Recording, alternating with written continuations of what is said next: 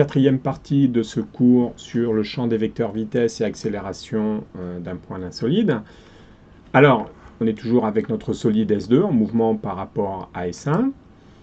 Donc tous les points de S2 tournent d'un même angle par rapport au centre instantané de rotation ou à l'axe instantané de rotation, c'est ce qu'on a vu précédemment. On va donc définir le vecteur rotation de S2 par rapport à S1, qui est le vecteur vitesse angulaire. On a déjà vu ça dans les cours précédents. Les vitesses des différents points donc, sont reliées par la relation de distributivité des vitesses. V en B, c'est V en A plus BA vectoriel oméga de S2 par rapport à S1. Et c'est ce qui définit un champ des vecteurs vitesse d'un solide qui est un torseur que l'on appelle le torseur cinématique. Voilà, alors on va décrire les éléments de ce torseur. On a donc un élément général, une caractéristique générale du torseur qui est oméga de S2 par rapport à S1. C'est le vecteur vitesse angulaire du mouvement de S2 par rapport à S1 qui a des coordonnées exprimées en radians par seconde et c'est ce qu'on appelle la résultante du torseur cinématique de S2 dans son mouvement par rapport à S1. On a ensuite la vitesse en un point B appartenant à S2 par rapport à R1. Le vecteur vitesse linéaire du point B appartenant à S2 dans son mouvement par rapport à R1. Les coordonnées sont mesurées en mètres par seconde. On appelle ça le moment en B du torseur cinématique de S2 dans son mouvement par rapport à S1. Voilà donc les deux éléments. On va l'écrire d'une façon un peu particulière. Alors il y a plein de façons d'écrire le torseur. Donc la première écriture ici, c'est l'écriture générale. Torseur cinématique de S2 par rapport à S1. Et à côté, on a le torseur réduit en un point B avec le vecteur vitesse de rotation et le vecteur vitesse en B appartenant à S2 par rapport à R1. On précise ici que ce vecteur, ce torseur est exprimé et réduit au point B. Alors c'est important. Les vecteurs, ici, on peut les exprimer dans les différentes bases. On peut avoir ici quelque chose comme alpha point Z1, alpha point θ point Z3, je ne sais pas.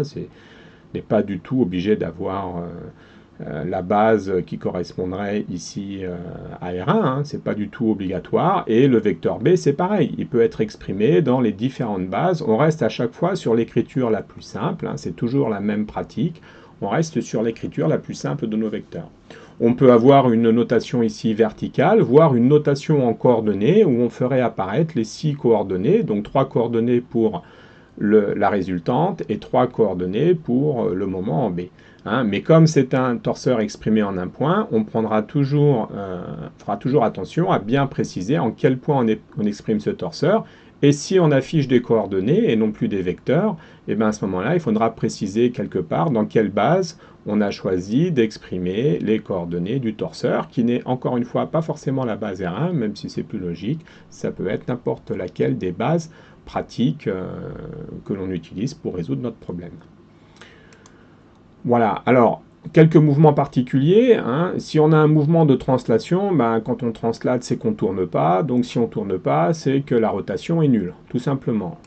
Donc le torseur cinématique, il va donc avoir une écriture avec une résultante nulle. Comme la résultante est nulle, on a donc V en B, c'est V en A, plus oméga, plus AB, vectoriel oméga, oméga qui est nul. Donc en fait, tous les points ont la même vitesse. Bah oui, encore une fois, c'est logique. Tous les points ont la même vitesse, c'est parfaitement cohérent avec une translation et le fait qu'on n'ait pas de rotation. Donc on a une écriture un petit peu comme ça. C'est vrai qu'à ce moment-là, réduire le torseur en A, lorsque la résultante est nulle, voilà, on connaît en un point, on connaît rapidement dans tous les points, puisque tous les points ont la même vitesse. Les torseurs à résultante nulle, c'est ce qu'on appelle des torseurs couples. La translation, on dira qu'elle est rectiligne si la trajectoire de A dans R est une droite, et on dira qu'elle est circulaire si la trajectoire de A dans R est un cercle. Par exemple, sur un parallélogramme déformable. Voilà. Alors, autre mouvement particulier, si on a un mouvement de rotation par rapport à S1 autour de l'axe ici AU, par exemple, on a le torseur cinématique qui va s'écrire au point A, donc une vitesse nulle. On redonne ici la résultante de notre torseur, donc le vecteur rotation de S2 par rapport à S1, avec comme oméga est parallèle à U, puisqu'on tourne autour de U, on a oméga de S2 par rapport à S1 vectoriel U qui est nul, donc finalement tout point sur l'axe sera aussi de vitesse nulle. C'est le principe de l'axe instantané de rotation ici qui est l'axe AU. Donc les torseurs dont le moment est nul en un point sont appelés des torseurs à résultante, oui, puisque la résultante est non nulle, ou glisseurs. Les éléments de réduction seront donc les mêmes, c'est ce qu'on vient de voir, en tout point de l'axe de rotation.